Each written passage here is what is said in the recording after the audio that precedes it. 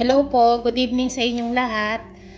Today, gagawa po tayong breadcrumbs homemade. Yung po mga tira-tira natin mga tinapay na hindi na natin naubos, kesa po bibili tayo ng breadcrumbs, gawa na lang po tayong homemade. Okay? So ngayon, ito pong ating oven, preheated na po natin ng 160 Celsius. Bago po natin ito isa lang. Ganito lang po yung gawin natin.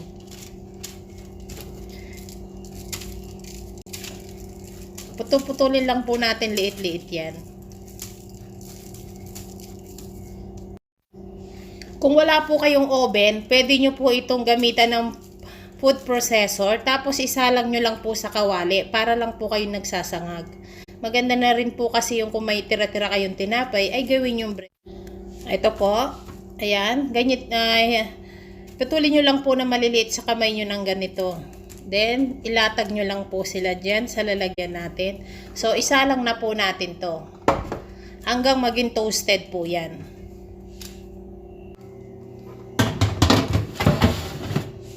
Ayan po. Ito na po. Kunin natin yung ating tinapay. After 1 hour, ayan. Okay na po sila.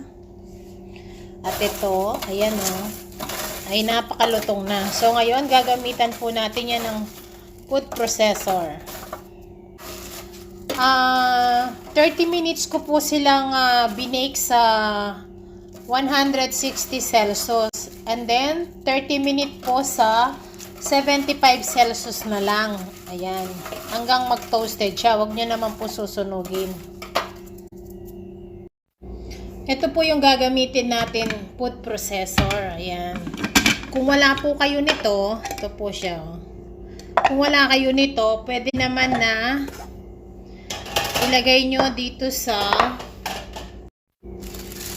ito po, pwedeng ilagay nyo dito sa plastic.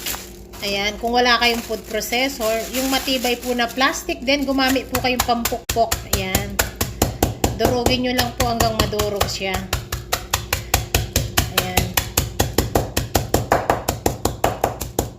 Ayan po. At magiging breadcrumbs na po siya. Pukpukin nyo lang po ng maigi. At yung matibay po na plastic. Kung wala po kayo ng food processor.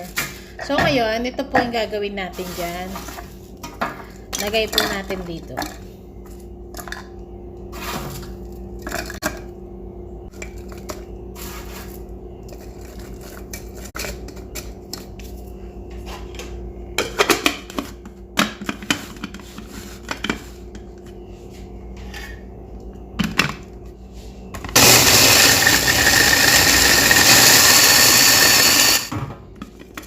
Ito na po yung ating breadcrumbs.